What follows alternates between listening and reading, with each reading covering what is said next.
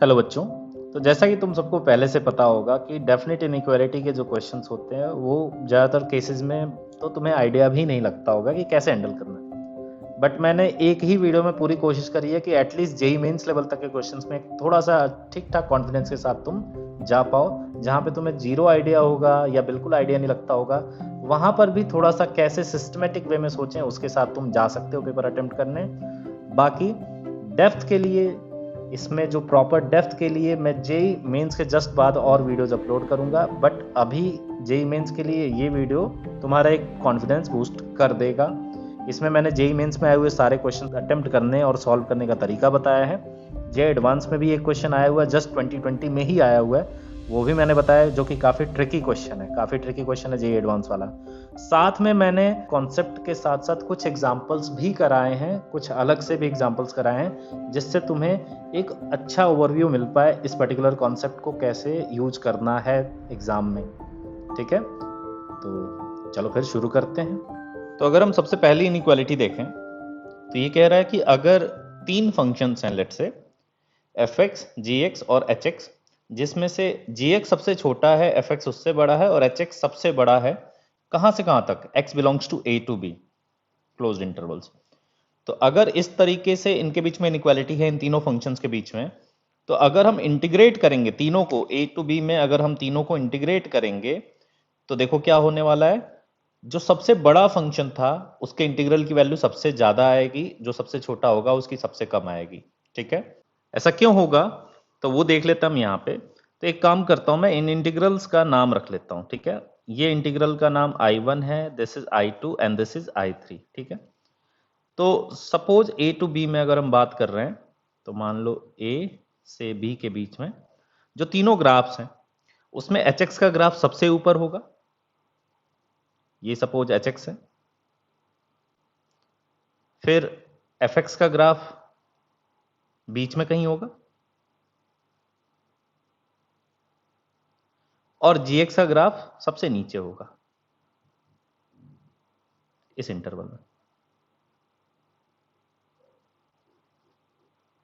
तो अभी एरिया के टर्म्स में देखो तो क्या आएगा, एच एक्स का एरिया भी सबसे ज्यादा है और ऊपर भी है, तो I3 जो देगा वो सबसे ज्यादा वैल्यू देगा।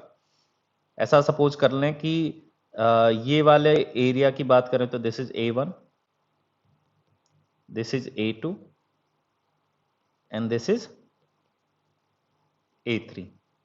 तो होगा क्या कि I3 की वैल्यू कितनी हो जाएगी, A1 plus A2 plus A3। I2 की वैल्यू कितनी हो जाएगी, A1 plus A2 and I1 की वैल्यू कितनी होगी, A1। तो यहाँ पे इजीली तुम देख सकते हो कि सबसे बड़ा कौन होगा, I3, फिर उसके बाद I2, फिर I1। ठीक है, पर जरूरी थोड़ा ना ग्राफ हमेशा ऐसा सारा एक्स एक्सिस के ऊपर ही होगा। दूसरा एग्जांपल देखते हैं, ये एच एक्स है मान लो, ये एफ एक्स है, ये जी एक्स है। ठीक है, ए से बी के बीच में बात हो रही है। देखो अब मैं अगर मान लो इस इंटीग्रल, मतलब ये जो एरिया है, ये एरिया की बात करूं, मान लो इसका नाम रख दिया मैंने A1, ये वाले का नाम रख दूं A2, ये वाले को A3। तो अभी जरा देखना क्या आएगा, I3 कितना आएगा, I3 is going to be simply A1। What about I2, I2 मतलब fx वाला, तो एरिया A2 है लेकिन वहां पे ग्राफ कैसे है, एक्स एक्सिस के नीचे है। तो तुम्हें पता होगा यार कि डेफिनेट इंटीग्रल क्या करता है, एरिया विद साइन बताता है। तो A2 जो आंसर देगा, सॉरी I2 जो आंसर देगा, इंटीग्रल I2 वाला जो इंटीग्रल है वो हमें आंसर -A2 देगा। और सिमिलर वे में देखें I1 की बात करें तो वो कितना आंसर देगा, -A1 -A2। तो ऑब्वियसली ये देख सकते हो कि यार ये वाला पॉजिटिव है, ये दोनों नेगेटिव है। तो पहली बात तो समझ में आई, I3 सबसे बड़ा होगा। अब I2 और I1 में कौन बड़ा होगा, तो -A2 ये है और -A2 में से और भी कुछ माइनस हो रहा है, क्या हो रहा है, माइनस, यहाँ कुछ गलत लिख दिया, A3 होगा, A3। तो यहाँ -A2 में से भी कुछ माइनस हो जा रहा है, तो ओवरऑल वैल्यू कौन सबसे बड़ी होगी, सबसे बड़ा ये, फिर उसके बाद ये, फिर उसके बाद ये। तो इस सिनेरियो में भी देख सकते हो, तुम कोई भी पर्टिकुलर सिनेरियो लेकर के खुद भी वेरीफाई कर सकते हो। तो इसका मतलब ये इनइक्वालिटी होल्ड करेगी अगर तीन फंक्शंस ऐसे हमें मिल जाए तो।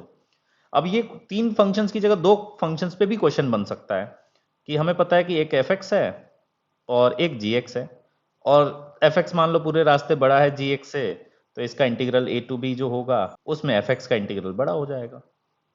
वैसे ही अगर एफ एक्स मान लो किसी दूसरे से छोटा है, एच एक्स से मान लो छोटा है, तो एच एक्स का इंटीग्रल बड़ा होगा। 2 पे भी ये लग जाएगा, तो 3 पे तो समझ में आ ही रहा होगा, 2 पे भी ये पर्टिकुलर कॉन्सेप्ट लगेगा। चलो फिर अब क्वेश्चंस के थ्रू इनको देखते हैं कि कैसे ये प्रॉपर्टीज या इनइक्वालिटीज को कैसे यूटिलाइज कर पाएंगे हम क्वेश्चन सॉल्व करने में। ठीक है, चलो फिर देखते हैं। अब जो फर्स्ट इनइक्वालिटी है उस पर बेसिकली 2 टाइप के क्वेश्चंस पूछे जाते हैं। पहला टाइप जिसमें हमें फंक्शन सेलेक्ट करने की कोई जरूरत नहीं पड़ती है, फंक्शन पहले से गिवन होते हैं, उन गिवन फंक्शंस में ही अपन को पहचानना होता है कौन बड़ा है कौन छोटा है उस इंटरवल में, और फिर उसके अकॉर्डिंगली आंसर आ जाते हैं। ठीक है, नेक्स्ट टाइप अभी हम आगे डिस्कस करेंगे। तो चलो ये टाइप जो फर्स्ट टाइप है उसका एक क्वेश्चन देखते हैं। ये जेईई मेन में 2005 में आया हुआ है जब AIEEE हुआ करता था। तो चलो करते हैं ये क्वेश्चन को। तो यहाँ पे ध्यान से देखो इस क्वेश्चन में, तो 2 इंटीग्रल्स ऐसे हैं जिनकी लिमिट 0 to 1 है, और 2 इंटीग्रल्स ऐसे हैं जिनकी लिमिट्स जो लिमिट्स हैं वो 1 से 2 के बीच में। और जो ऑप्शंस हैं उसमें भी देखो कि जो 0 to 1 में I1 I2 डिफाइंड है, तो I1 I2 में कंपटीशन है, और यहाँ I3 I4 में। तो अगर मैं तुमसे पूछूं कि एक्स स्क्वायर और एक्स क्यूब में कौन बड़ा होता है, कब? जब x बिलोंग्स टू 0 to 1 हो। तो तुम्हें ये चीज़ बहुत अच्छे से आनी चाहिए, जिनको नहीं आता होगा वो याद कर लें, या मैंने एक वीडियो बना करके रखा है इनइक्वालिटीज़ में, उसमें जा करके ज़रूर देख लेंगे। इनइक्वालिटीज़ वाले में प्लेलिस्ट में वीडियोस में मैंने डिटेल में डिस्कशन करा है। अदरवाइज ज़्यादातर को आता होगा कि एक्स स्क्वायर जितनी बड़ी पावर करते जाओगे उतना ही नंबर छोटा होते जाएगा अगर x 0 से 1 के बीच में होगा। तो यहाँ पे एक्स स्क्वायर बड़ा होगा। ठीक है, और वहीं अगर हम बात करें 1 से 2 के बीच में, तो इधर अब की बार एक्स क्यूब बड़ा होगा। ठीक है, और सारे के सारे जो क्वेश्चन हैं I1 I2 I3 I4 में, सब ये जो नंबर्स हैं एक्स स्क्वायर और एक्स क्यूब ये 2 की पावर्स में है। 2 की पावर्स में मतलब एक्सपोनेंशियल फंक्शन के फॉर्मेट में है। फंक्शन अगर बेस 1 से बड़ा होता है तो इंक्रीजिंग होते हैं। तो यहाँ से अगर मैं तुमसे पूछूं कि 2 की पावर में इनको लिखूं, तो 2 की पावर एक्स स्क्वायर और 2 की पावर एक्स क्यूब में कौन बड़ा होगा? तो आंसर है जो इनपुट बड़ा उसका आउटपुट बड़ा। और इधर वाले में 2 की पावर एक्स स्क्वायर और 2 की पावर एक्स क्यूब में कौन बड़ा होगा? तो ये वाला बड़ा होगा। तो यहाँ से अब इजीली आप इंटीग्रल्स के बारे में बता सकते हो कि यहाँ से अगर ये फंक्शन बड़ा है 2 की पावर एक्स स्क्वायर 2 की पावर एक्स क्यूब से 0 से 1 के बीच में, तो उसका इंटीग्रल भी बड़ा होगा। तो I1 I2 से बड़ा होगा। तो यहाँ ऑप्शन बी आ रहा है। और I3 I4 में अगर हम जानना चाहें तो I4 बड़ा होगा I3 से। तो I4 बड़ा होगा I3 से, ऐसा कोई ऑप्शन तो है नहीं। ऑब्वियसली ये सिंगल करेक्ट क्वेश्चन है, तो 2 करेक्ट ऑप्शंस तो हो नहीं सकते। तो यहाँ से I1 ग्रेटर देन I2 आ रहा है और I4 ग्रेटर देन I3 आ रहा है, जैसा कि कोई ऑप्शन है नहीं। ठीक है, तो बी ऑप्शन करेक्ट हो गया। सिंपल सा क्वेश्चन था, बहुत ही सिंपल क्वेश्चन था। नेक्स्ट क्वेश्चन की तरफ बढ़ते हैं जो थोड़ा सा इससे बेटर रहेगा। सेकंड क्वेश्चन वैसे तो जेई में आया नहीं हुआ है, लेकिन है काफी अच्छा क्वेश्चन। इसमें ध्यान से देखो तो चारों जो इंटीग्रल्स हैं वो 0 से 1 के बीच में, मतलब यहाँ पर जो x कंसिडरेशन में है वो 0 to 1 के बीच में है। और जो फंक्शन है वो नजर डालो तो e की power minus X square, e की power minus X square by 2, ये सब करके, और साथ में कुछ कुछ और मल्टीप्लीकेशन में है। तो चलो मैं तुमसे पहले एक सवाल पूछूं कि एक्स स्क्वायर और एक्स स्क्वायर बाई 2 में कौन बड़ा कौन छोटा होगा 0 to 1 में? तो आंसर है x बड़ा होता है एक्स स्क्वायर से, तुम्हें वैसे ही अभी मैंने बताया था। फिर एक्स स्क्वायर से भी हाफ कर देंगे, अगर एक्स स्क्वायर को भी हाफ कर देंगे तो और छोटा हो जाएगा। तो ये ऑर्डर होगा। फिर मैं बोलूं माइनस से मल्टीप्लाई कर दूं तो क्या होगा? तो इनइक्वालिटी रिवर्स। ठीक है, अब ये सारे नंबर्स इस ऑर्डर में हैं। अब तुम्हें सबको पता होगा कि e की पावर x जो फंक्शन होता है वो तो इंक्रीजिंग फंक्शन होता है, मतलब जितना बड़ा इनपुट उतना बड़ा आउटपुट। तो अगर मैं e की पावर x वाले फंक्शन में ये तीनों इनपुट करूं, तो e की power minus X square by 2, e की पावर माइनस एक्स स्क्वायर और e की पावर माइनस एक्स में भी वही इनइक्वालिटी होगी जो ऊपर थी। आई होप यहां तक समझ में आ गया होगा। ठीक है, अब जो हमारे सामने 4 फंक्शंस हैं उनमें से देखो हमारे पास एक तो आ गया, वो ये रहा। दूसरा भी आ गया, वो ये रहा। पर तीसरे और चौथे में थोड़ा थोड़ा चेंजेस है। तो हमें तीसरे और चौथे फंक्शन की तरफ भी पहुंचने की कोशिश करनी है। तो ये बताओ कि अगर मैं तुमसे बोलूं कि e की पावर माइनस एक्स स्क्वायर और e की power minus X square into cos square x में कौन बड़ा होगा, इनमें कौन बड़ा होगा? तो आंसर ये बड़ा होगा। रीजन, ये जो मल्टीप्लाई किया हमने ये तो 0 से 1 के बीच की क्वांटिटी है, ठीक है। एक्चुअली इसमें कभी ना 1 बनेगा ना 0। तो अगर ये एक्सप्रेशन 0 से 1 के बीच में है और आप मल्टीप्लाई कर दो किसी नंबर में, तो वो नंबर से भी छोटा आंसर आएगा ना। जैसे 5 में अगर कोई एक्सप्रेशन मल्टीप्लाई करो 0 से 1 के बीच का होगा, वो नंबर तो 5 से भी छोटा हो जाएगा, ठीक है। तो ये बात अगर तुम्हें समझ में आ गई तो बहुत अच्छी बात है। तो यहाँ पे ये चीज़ समझ में आई। फिर मैं बोलूँ कि e की पावर माइनस एक्स में कॉस स्क्वायर एक्स मल्टीप्लाई कर दें, तो वो क्या होगा, वो तो e की पावर माइनस एक्स से भी छोटा हो जाएगा। तो ये देखना, यहाँ पे e की power minus x cos square x ये सबसे छोटा होगा इनमें, ठीक है। और ये वाला इससे छोटा है, तो इसको भी सेट कर देते हैं। कहाँ पे, इधर देखो ये। तो इन चारों फंक्शन जो ये चार हैं, ये चारों में सबसे बड़ा कौन है, ये वाला। तो इंटीग्रल सबसे बड़ा किसका होगा, इसी का होगा। फिर ये है तो इसका इंटीग्रल, फिर ये और फिर ये, ठीक है। हाँ ये वाला मैंने यहाँ पे ज़्यादा अभी हमने कोई डिस्कशन नहीं करा, इन दोनों में से कोई भी बड़ा हो सकता है कि ये बड़ा हो और ये छोटा हो, बट ऑब्वियसली हमारे क्वेश्चन में तो पूछा ही नहीं गया ना, इनमें तो कोई डिस्कशन करना ही नहीं है। हमें तो इन दोनों में डिस्कस करना था, इनमें कौन बड़ा है। तो इसमें कोई डाउट नहीं है, इसमें ये वाला ही बड़ा होगा। ओके, तो फाइनली ऑर्डर क्या हो जाएगा, देखें जरा ध्यान से। तो I4 इंक्रीजिंग में लिखना है, सबसे छोटा कौन होगा, I1 ही सबसे छोटा है, फिर I2 है, फिर I3 है, फिर I4 है।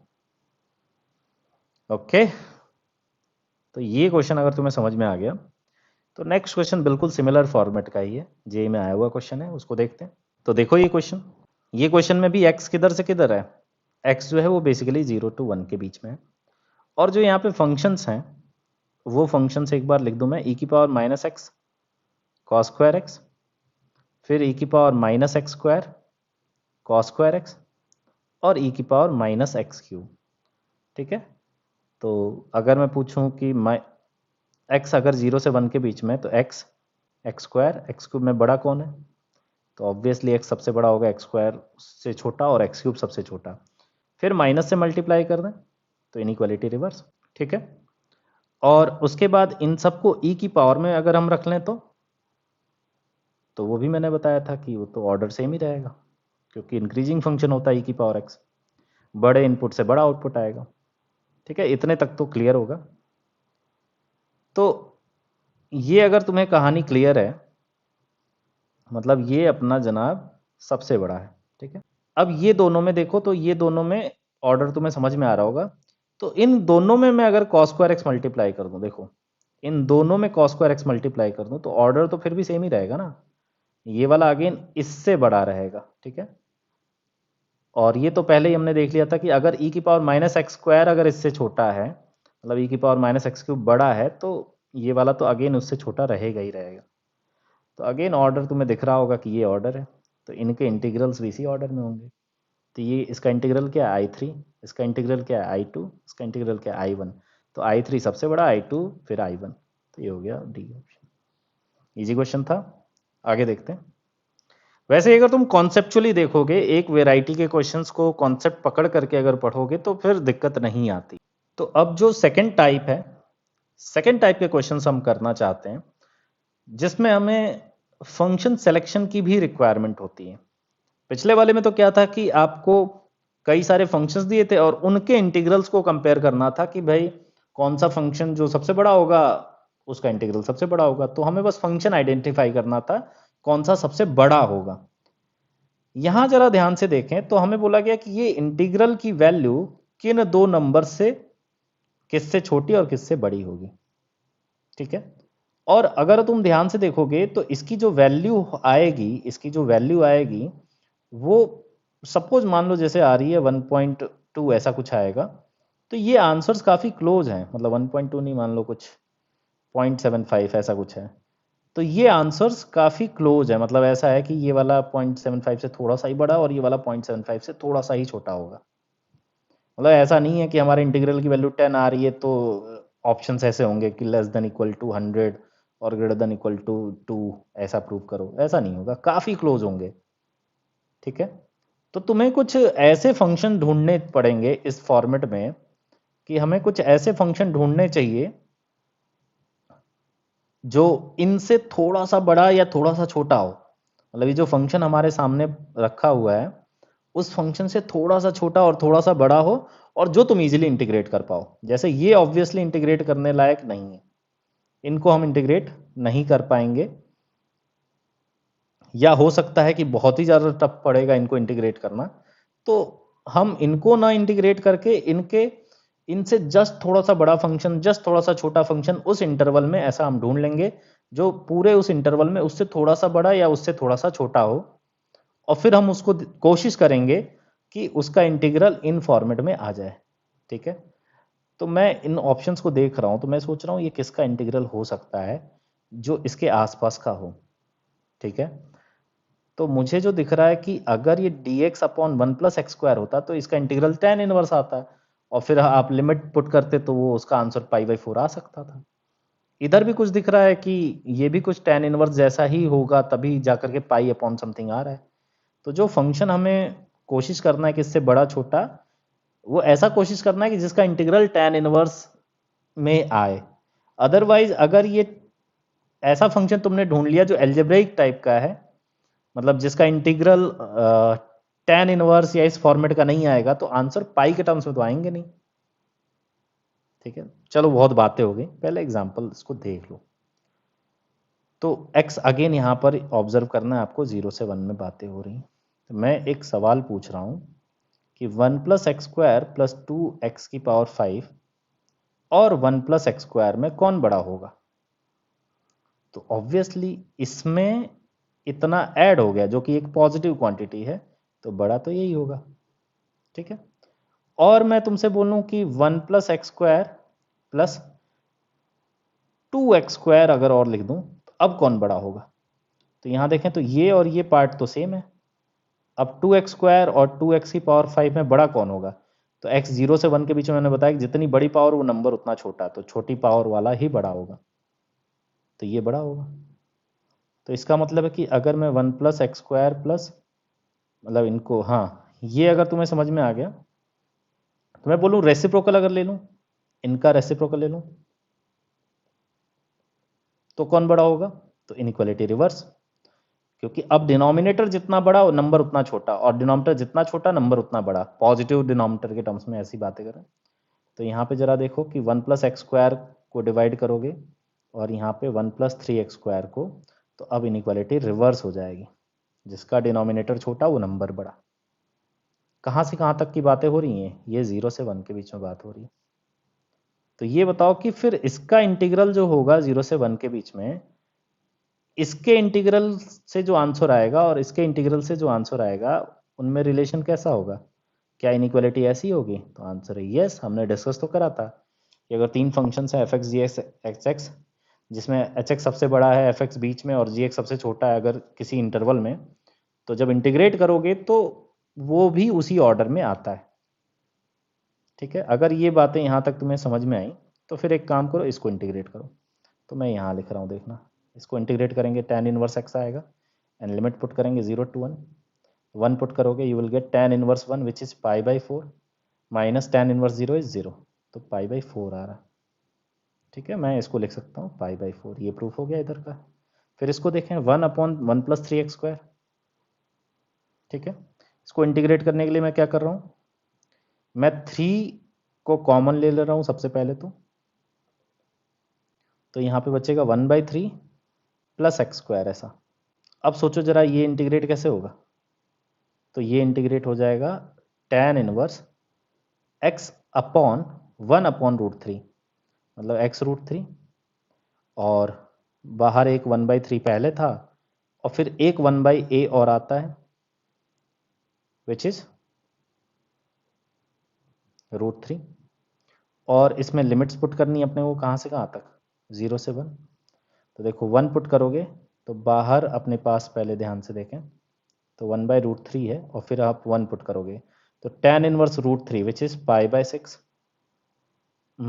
π/3 आएगा, माइनस 0 पुट करोगे तो tan इनवर्स 0 विच इज 0, तो ये कितना आ रहा है π/3√3। मतलब कि ये जो इंटीग्रल की वैल्यू है इसको मैं मिटा दूँ, ये इंटीग्रल की वैल्यू कितनी आ रही π/3√3। तो हो गया प्रूफ। आ गया समझ में। हमने कुछ ऐसे क्वेश्चन सेलेक्ट करना है, ऐसा फंक्शन सेलेक्ट करना है जो इंटीग्रेट हो पाए और जिसके इंटीग्रल की वैल्यू कुछ इन फॉर्मेट में आ रही हो, और वो दोनों फंक्शंस में से एक हमारे गिवन फंक्शन से थोड़ा सा बड़ा होना चाहिए, दूसरा हमारे गिवन फंक्शन से थोड़ा सा छोटा होना चाहिए उसी इंटरवल में जिस इंटरवल में गिवन है। ये पूरी कहानी है।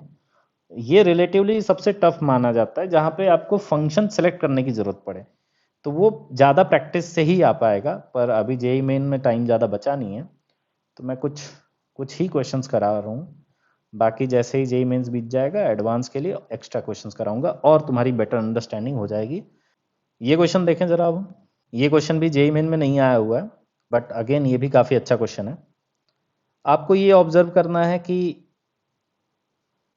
ऐसा कोई फंक्शन इसके आसपास ढूंढा जाए जिसको इंटीग्रेट करें 0 से 1 में तो इधर राइट में π/6 जैसा आ जाए और लेफ्ट में 1/2 जैसा।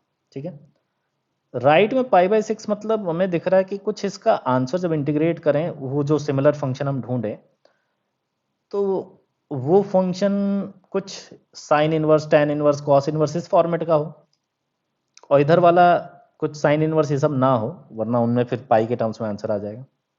तो आसपास के जो फंक्शन, ये तो मैं हिंट दे रहा हूँ कि क्या फंक्शन अपने को सेलेक्ट करना चाहिए। तो मैं सबसे पहले पूछ रहा हूँ, देखो 4 - x² प्लस x⁵ अगर लिखा हुआ है और मैं तुमसे पूछूं कि 4 - x² बड़ा कौन होगा, ऑब्वियसली ये बड़ा होगा क्योंकि इसमें x⁵ ऐड हो रहा है जो कि एक पॉजिटिव क्वांटिटी है। और इधर पूछूं कि 4 और इनमें बड़ा कौन होगा, तो जरा ये ध्यान से देखो, 4 के बाद x⁵ माइनस x² लिखा हुआ है, जिसमें x⁵ छोटा होता है, छोटे में से बड़े को माइनस कर रहे हैं तो आएगा नेगेटिव। 4 में से कुछ कम हो रहा है यहाँ पे 4 माइनस, मतलब ये एक 4 से छोटी क्वांटिटी है, तो ऑब्वियसली ये 4 से छोटा होगा। अब रेसिप्रोकल, पहले रूट ले लो, रूट लूंगा तब भी ऑर्डर यही रहेगा, और रेसिप्रोकल ले लूँ तो रेसिप्रोकल ले लूंगा तो इनइक्वालिटी रिवर्स। अब इजीली समझ में आ रहा होगा। इसको इंटीग्रेट करें, इसका इंटीग्रल क्या आएगा, साइन इनवर्स x/2, और लिमिट्स कहाँ से कहाँ तक, 0 से 1, तो 1 पुट करेंगे, sine inverse half, sine inverse half कितना होता है π/6 minus sine inverse 0 which is 0। तो इस इंटीग्रल की वैल्यू मैं लिख दे रहा हूँ सीधे सीधे π/6 आ। और इसको देखें 1/2 को इंटीग्रेट करना कहाँ से कहाँ तक, 0 to 1, तो ये तो सीधे सीधे हाफ ही आ जाएगा। हो गया प्रूफ। काइंड ऑफ अब फीलिंग आ रही होगी कैसे फंक्शन सेलेक्ट करना चाहिए, कुछ एक आइडिया लग गया होगा थोड़ा सा। चलो अगला क्वेश्चन देखते हैं, वो जेईई मेन में आया हुआ क्वेश्चन है। तो ये क्वेश्चन 2008 में आया हुआ है, AIEEE जब होता था। इसमें थोड़ा ध्यान से देखें तो दो डिफरेंट क्वेश्चंस हैं। आई वाले की बात 2/3 से हो रही है, मतलब 2/3 और आई में कनेक्शन चाहिए अपने को, कौन बड़ा कौन छोटा, और जे को 2 से कंपेयर करना है, मतलब दोनों थोड़े से डिफरेंट हैं। ठीक है, पर एक चीज अच्छी बात है कि x जो है वो दोनों में 0 से 1 ही डिस्कशन है, जो इंटीग्रल है वो 0 to 1 ही। तो मैं अगर पूछूं कि साइन x और x, ये जो मैं बता रहा हूँ ये बहुत फ्रिक्वेंटली पूछा जाता है, x और साइन x में कौन बड़ा होगा 0 to 1 में, तो ऑब्वियसली x बड़ा होगा, ये तो बहुत अच्छे से तुम्हें आइडिया होगा। फिर मैं एक काम करूं, मुझे sine x upon root x चाहिए, मतलब रूट एक्स से डिवाइड कर दूं दोनों तरफ, तो रूट एक्स एक पॉजिटिव क्वांटिटी है ना, तो इनइक्वालिटी तो कोई फर्क पड़ेगा नहीं, कर दो डिवाइड। ये बताओ x अपॉन रूट एक्स कितना हो जाएगा, रूट एक्स। तो मुझे एक फंक्शन पता चल गया जो हमारे गिवन फंक्शन से बड़ा है। तो जब आप इंटीग्रेट करोगे 0 to 1, तो उस फंक्शन को भी इंटीग्रेट करोगे तो आंसर किसका बड़ा आएगा, उस वाले का। तो मैं कह रहा हूँ रूट एक्स को इंटीग्रेट करो, कितना आएगा, x⁵3/2 अपॉन 3/2, और आपको लिमिट्स लगानी है कहाँ से कहाँ तक, 0 to 1। 1 पुट करा क्या आ रहा है, 1/3/2 विच इज 2/3 माइनस 0 पुट करेंगे तो 0 आ रहा है। तो इसका मतलब है कि हमारे इंटीग्रल की वैल्यू 2/3 से कम होगी। और हमारा जो इंटीग्रल था sin x upon root x d x वो i था, तो i इज लेस देन 2/3। तो i लेस देन 2/3 के तो दो ऑप्शन है, बी और सी, तो हमें जे भी निकालना पड़ेगा। चलो जे निकालने की कोशिश करते हैं। जे के लिए cos x by root x यहाँ भी चाहिए। अब 0 से 1 में अगर हम बात करें तो cos x जो होता है वो हमेशा 1 से तो छोटा होगा ना, ऑब्वियसली होगा। और अगर मैं रूट एक्स से डिवाइड कर दूं दोनों तरफ, पॉजिटिव क्वांटिटी है, तब भी दिख रहा होगा कि 1/√x बड़ा होगा। तो इसका जो इंटीग्रल होगा उससे बड़ा तो 1/√x का इंटीग्रल होगा ना। तो 1/√x का इंटीग्रल कितना होगा, मतलब x की पावर माइनस हाफ का इंटीग्रल क्या होगा, तो x की पावर हाफ अपॉन हाफ मतलब 2। और लिमिट्स की बात करें तो 0 to 1, तो एक बार 1 पुट करेंगे तो क्या आएगा 2, और 0 पुट करेंगे तो 0। तो इसका मतलब है कि ये 2 है, तो दिस इज लेस देन 2। मतलब हमारा जो इंटीग्रल है जे, उसकी वैल्यू 2 से छोटी आएगी। तो कौन सा ऑप्शन करेक्ट है, बी ऑप्शन। आई होप समझ में आ रहा होगा। तो तुम्हें अगर 0 से 1 में अगर फंक्शन, मतलब अगर देखना है कि कौन से फंक्शन बड़ा छोटा ऐसा हो सकता है, तो साइन एक्स से बड़ा होगा हमेशा एक्स, ठीक है, और कॉस एक्स से हमेशा बड़ा होगा 1। एक ये फंक्शन तुम ले सकते हो, डिपेंड करता है क्वेश्चन में, चांसेस हैं कि ये वर्क कर जाएगा। आगे देखें, अगला क्वेश्चन देखें। अब अगला क्वेश्चन जो है वो जेई एडवांस में 2020 में आया हुआ है, मल्टी करेक्ट में। तो इसमें क्या चीज़ें सोचनी है, तो सबसे पहले तो यार ऑब्जर्व करा मैंने कि x कहाँ से कहाँ तक है, 0 to 1। अब दिक्कत की बात है कि चार डिफरेंट फंक्शंस हैं और उनको कंपेयर अलग अलग वैल्यूज से करना है। x cos x है, x square cos x, x sin x, x square sin x, और उनको इंटीग्रेट करके जो वैल्यूज हैं 3/8 ये सब, उन सब से कंपेयर करना है। मतलब हमें फंक्शन सेलेक्ट करना पड़ेगा और कुछ इस तरीके से फंक्शन सेलेक्ट करना पड़ेगा, जैसे x cos x को वैसे तो हम इंटीग्रेट कर सकते हैं, कैसे कर सकते हैं, बाय पार्ट्स लगा करके। चलो जैसे फर्स्ट वाले को बाय पार्ट्स लगा के करने की कोशिश करें, तो आइलेट रूल से x cos x का इंटीग्रल क्या हो जाएगा, x into sine X, minus integral के अंदर क्या आ जाएगा, साइन एक्स, और इस माइनस साइन एक्स को इंटीग्रेट करोगे तो क्या आ जाएगा, प्लस कॉस एक्स। तो X sine X plus cos X ही आ रहा है। और फिर 0 से 1 पुट करें, 1 पुट करेंगे तो क्या आएगा, x sine 1 plus cos 1, x sine 1 plus cos 1 minus 1। और अच्छा यहाँ पे तो x मतलब 1 हो जाएगा ना, तो साइन 1 प्लस कॉस 1 माइनस 1, ये आ रहा है आंसर। और हमें 3/8 से कंपेयर करना है, तो अब ये दिक्कत वाली बात आ गई ना।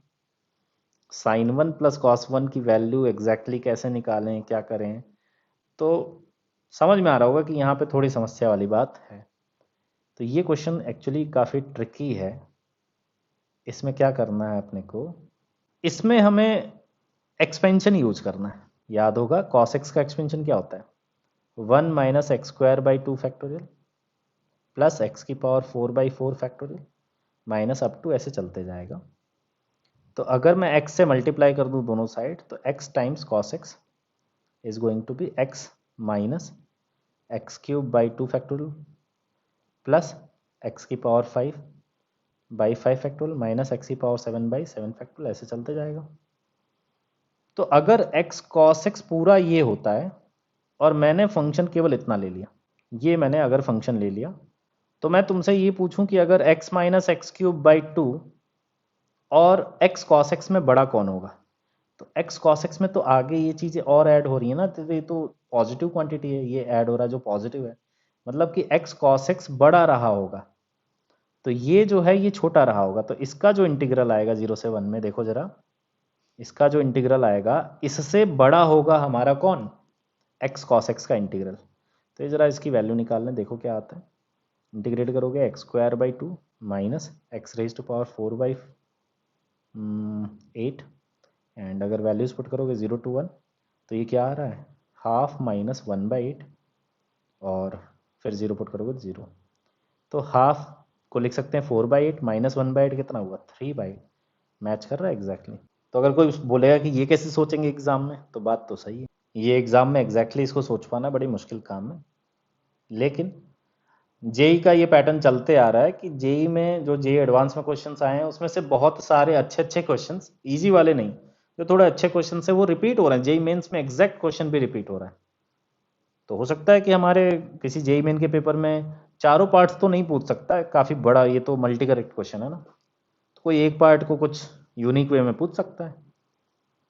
तो अगर हमने एक क्वेश्चन ऐसा देखा होगा तो चांसेस हैं कि तुम उसको हैंडल कर पाओगे। फर्स्ट ऑप्शन करेक्ट है, ये समझ में आ गया। एक और ऑप्शन मैं कोई सा चेक करके बता दे रहा हूँ इसी तरीके से। जैसे चलो इसको देखते हैं, एक्स स्क्वायर साइन एक्स वाला चेक करते हैं कि ये सही है कि नहीं है। तो तुम्हें सबसे पहले एक्सपेंशन याद होना चाहिए। साइन एक्स का एक्सपेंशन क्या होता है? X minus x cube by 3 factorial plus x की पावर 5/5 फैक्टोरियल, ऐसे चलते जाएगा। और एक्स स्क्वायर में मल्टीप्लाई कर दूँ अगर दोनों तरफ, तो एक्स स्क्वायर साइन एक्स कितना हो जाएगा? एक्स क्यूब माइनस एक्स की पावर 5/3 फैक्टोरियल प्लस एक्स की पावर 7/5 फैक्टोरियल माइनस एक्स की पावर 9/7 फैक्टोरियल, ऐसे चलते जाएगा। तो अगर मैं कंपेयर करूं इस से एक्स स्क्वायर साइन एक्स को, तो बड़ा कौन होगा? तो एक्स स्क्वायर साइन एक्स तो दिस प्लस ये एक्सप्रेशन भी है, और ये आगे जो सीरीज है वो पॉजिटिव है, दिस प्लस दिस, मतलब ये मिला करके पॉजिटिव आएगा, आगे भी पॉजिटिव है। तो मतलब एक्स स्क्वायर साइन एक्स हमारा बड़ा होगा। तो मैं कह सकता हूँ कि एक्स स्क्वायर साइन एक्स का इंटीग्रल इसके इंटीग्रल से बड़ा आएगा। और तुम चेक भी कर सकते हो, सारे ऑप्शंस में हमें ग्रेटर देन इक्वल्स टू ही पूछा है, तो ये अप्रोच अपनी सही है। 3 फैक्टोरियल कितना होता है? 6 लिख दे रहा हूँ मैं यहाँ पे। करना है इसको इंटीग्रेट, कहाँ से कहाँ तक? 0 to 1। देखो जरा क्या आता है। तो ये आ जाता है x raise to power 4/4 minus x raise to power 6/36, and 0 to 1 put करा तो ये आ रहा है 1/4 माइनस 1/36, और 0 पे तो 0 आएगा। अब ये जरा देखो, 1/4 को लिख सकते हैं 9/36 माइनस 1/36 इज 8/36, और 8/36 को लिख सकते हैं 2/9। तो हमारे इस इंटीग्रल की वैल्यू 2/9 आ रही है। मैंने बताया था कि एक्स स्क्वायर साइन एक्स का इंटीग्रल इससे बड़ा आएगा, तो ये डी ऑप्शन भी करेक्ट। तो इसके जो एक्चुअल करेक्ट आंसर्स हैं वो ए, बी और डी हैं। सी ऑप्शन इसका इनकरेक्ट है, तुम निकाल के चेक कर लेना, तुम्हें दिख जाएगा। तो ये क्वेश्चन भी समझ में आ गया होगा। आगे बढ़ते हैं अगले कॉन्सेप्ट की तरफ। तो जो सेकेंड इनइक्वालिटी है,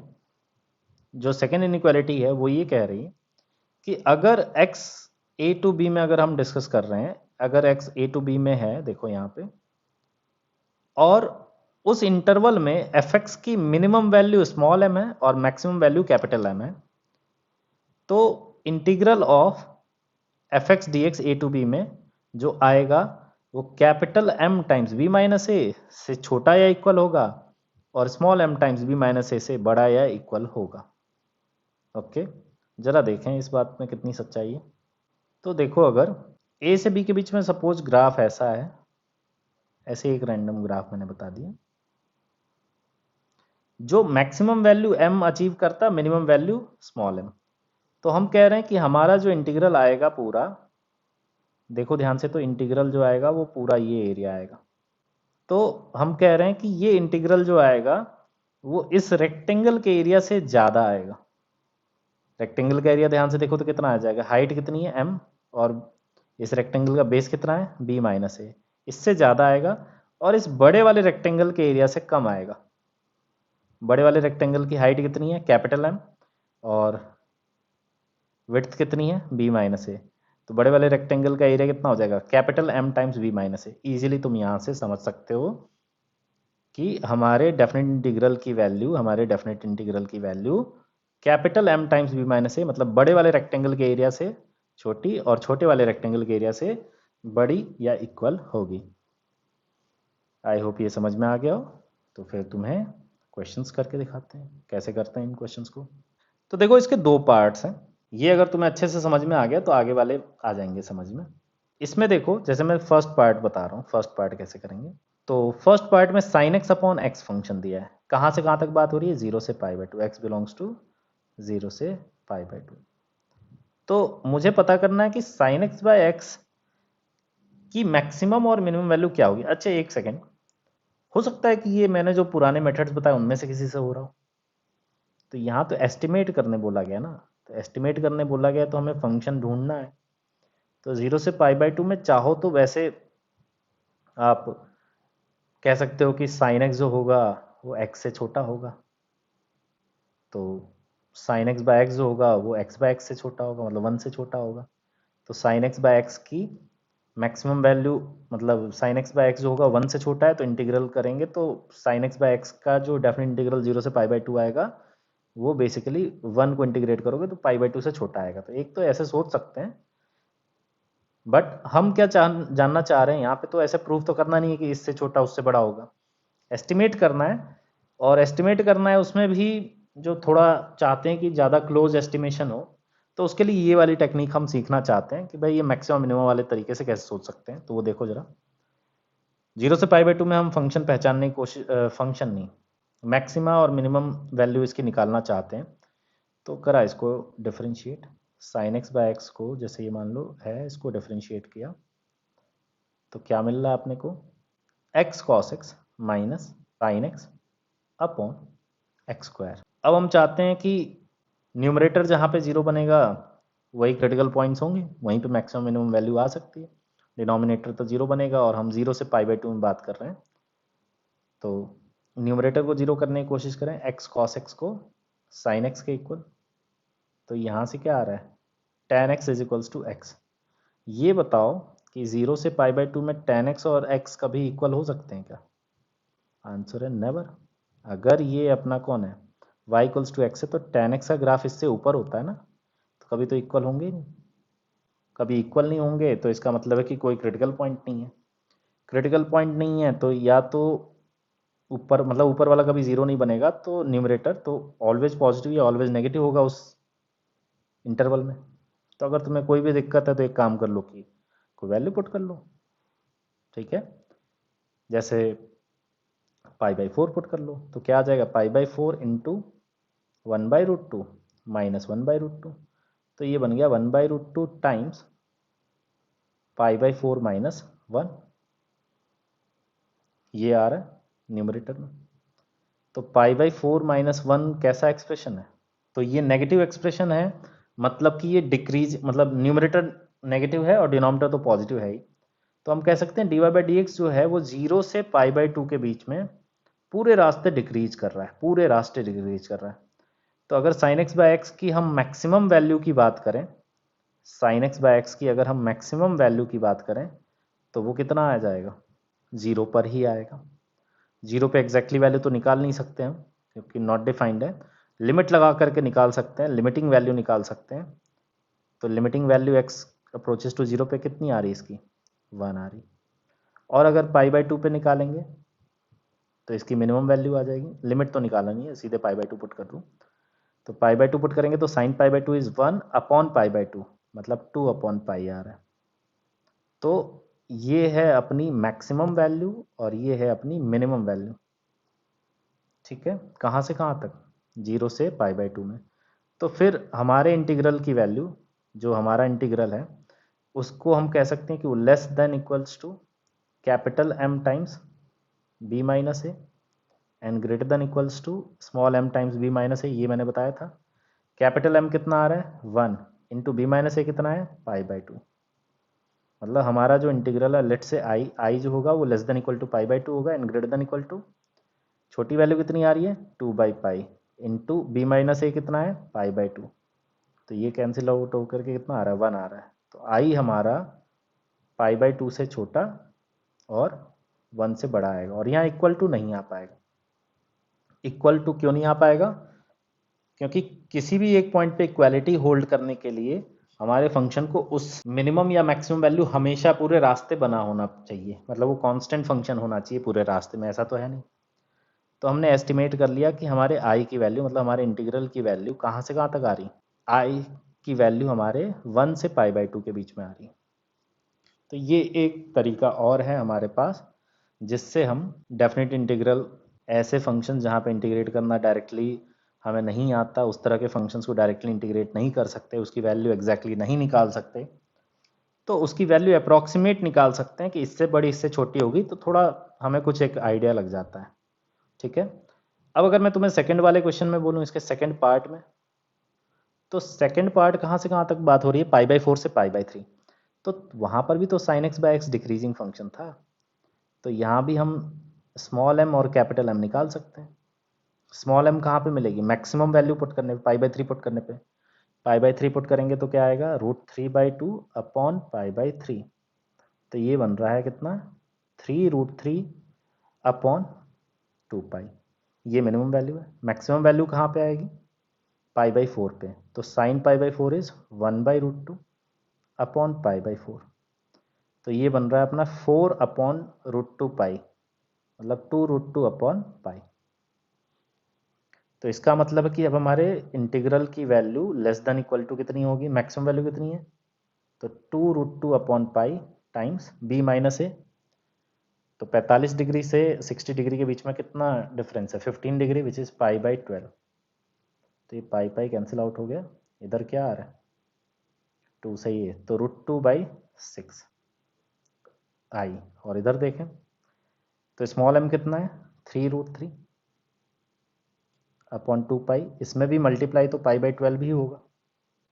तो देखें ज़रा, पाई से पाई गया, 3 से 4 टाइम्स, तो ultimately we are getting √3 upon 8। तो हमारा आई जो होगा, और एक और चीज़ मैंने अगेन यहाँ पर, इक्वालिटी तो होल्ड नहीं करेगी, इक्वालिटी के लिए दोनों को इक्वल होना पड़ेगा पूरे रास्ते, तो वो तो नहीं हो पाएगा। आई जो है वो √2/6 या 1/3√2 के से छोटी और √3/8 से बड़ी होगी। तो ये हमने इसको एस्टिमेट कर लिया। तो ये लास्ट क्वेश्चन देखें। इस लास्ट क्वेश्चन में हमें अगेन आई कुछ गिवन है और आई स्क्वायर पूछा गया ऐसा कि आई स्क्वायर कैसा हो। तो आई के बारे में पता चल जाए तो आई स्क्वायर बता पाएंगे हम।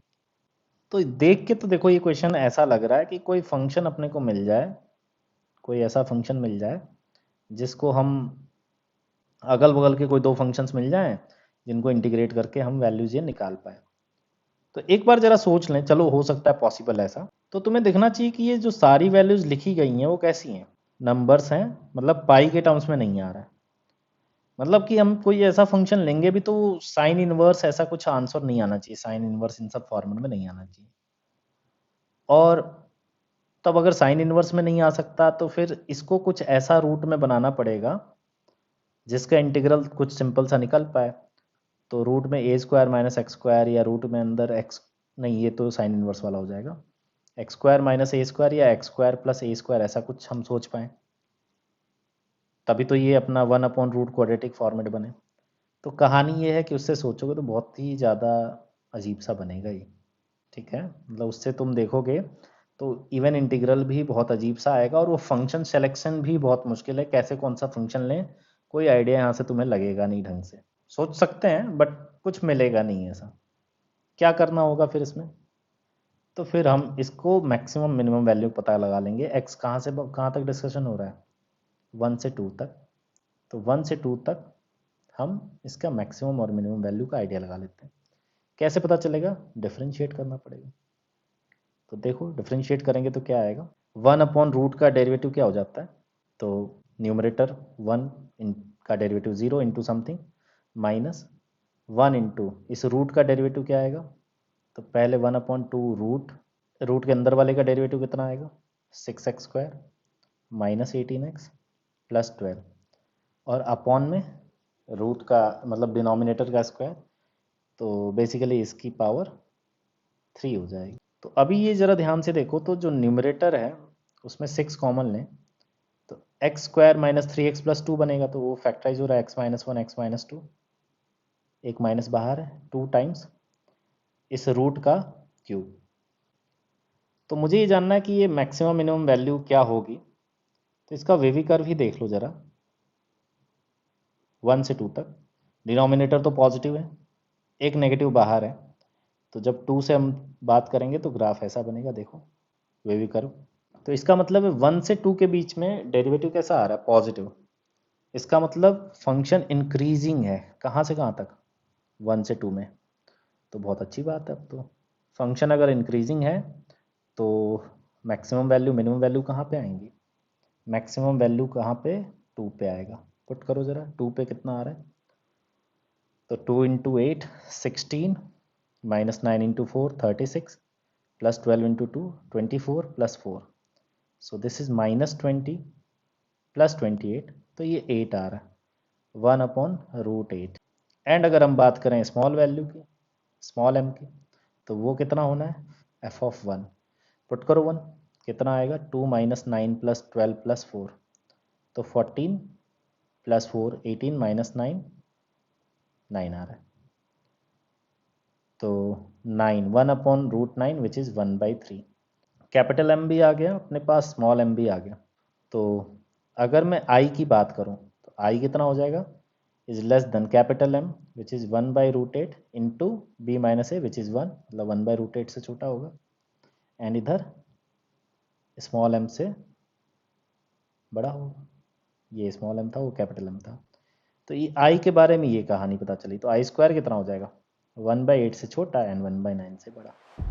आ गया। तो कहानी ये है कि ये टॉपिक ईजी नहीं है, ये पहली बात समझ लें, ईजी नहीं है। इसमें डेप्थ में समझने के लिए काफ़ी प्रैक्टिस, बहुत ज़्यादा क्वेश्चंस की ज़रूरत पड़ेगी। बट जेई मेन के लिए मैंने इतने क्वेश्चंस करा दिए कि एक तुम्हें एक ठीक ठाक आइडिया है, एक ठीक ठाक कॉन्फिडेंस लेवल के साथ जाओ। बहुत ज़्यादा कॉन्फिडेंट तो नहीं जा सकते, क्योंकि इसमें क्वेश्चन फंसाने के लिए बहुत ही, देखा ही अभी तुमने कि एक में तो एक्सपेंशन भी यूज़ हो रहा था, जो कि अपने को डायरेक्टली वहाँ पे सोचते बनेगा भी नहीं कि यहाँ एक्सपेंशन यूज किया जा सकता है, जब तक वैसा क्वेश्चन पहले ना किया हो तुमने। तो फिर भी किसी को ज़ीरो आइडिया होगा इस तरह के क्वेश्चंस हैंडल करने के, तो कम से कम वो एक ठीक ठाक आइडिया लेकर के जाएगा कि कैसे सोचा जा सकता है जेई मेंस में। वैसे भी जेई मेंस में क्वेश्चन बहुत टफ नहीं आएंगे। तो जैसे ही जेई मेंस कंप्लीट होता है, जेई एडवांस से पहले मैं और ज़्यादा क्वेश्चंस के साथ और 1 या 2 वीडियोज़ और अपलोड करूँगा, जिसमें एक काफ़ी अच्छे से क्लैरिटी मिले कि कैसे फंक्शन सेलेक्ट करना चाहिए, ऑप्शंस और जो वैल्यूज़ दी हुई हैं उनको कैसे एनालाइज करके और बेटर अप्रोच किया जा सकता है। वो ज़्यादा क्वेश्चंस के बाद ही अच्छे से आएगा, तगड़े लेवल पे। बट जेईई मेन में इतने में तुम एक ठीक ठाक कॉन्फिडेंस के साथ जा सकते हो। तो अभी के लिए तो उतना ही जरूरी है, ठीक है। ओके बच्चों, see you guys in the next videos, stay tune, keep learning.